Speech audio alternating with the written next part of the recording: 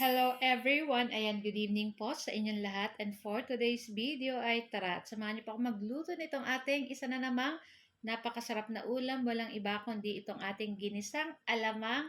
And syempre, papartneran po natin yan ng pritong isdang galunggong. So tara na guys at samahan niyo po ako magluto and enjoy watching po. So yan na nga. At ito yung aking naisipang lutuin dahil na-miss namin yung alamang kaya nag-request yung aking kambal na anak and yung aking bunso na magluto ako ng ginisang alamang. So, ayan na nga at meron tayo diyan pork. Sinangkot siya na natin guys.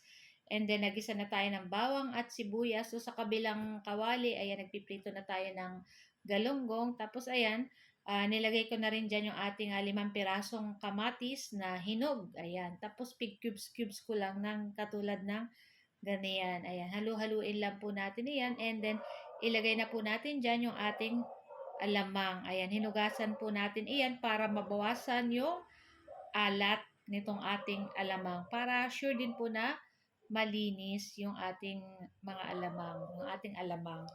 So na nga, at igigisa lang po natin iyan dyan. So, pagmamantikain lang po natin iyan.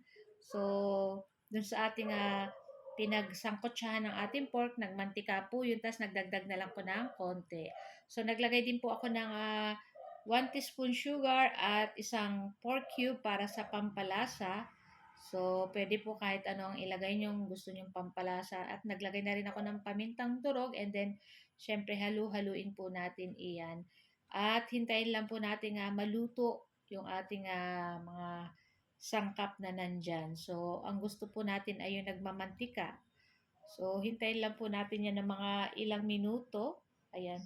Pwede nyo pong lagyan ng konting suka. Sa akin, di ko na nilagyan ng suka kasi tiyak ko mauubos ka agad ito kasi masarap. Ayan.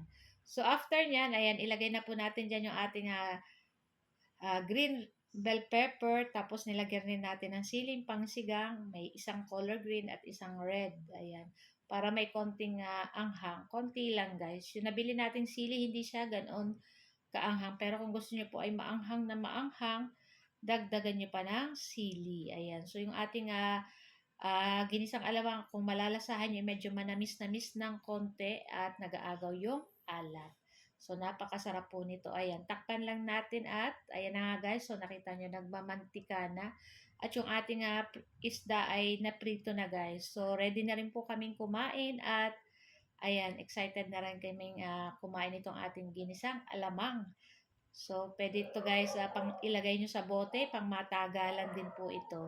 So, ayan na nga at tara na guys, samahan nyo na rin po kaming kumain. So guys, thank you for watching and see you next video again. Ciao! Bye!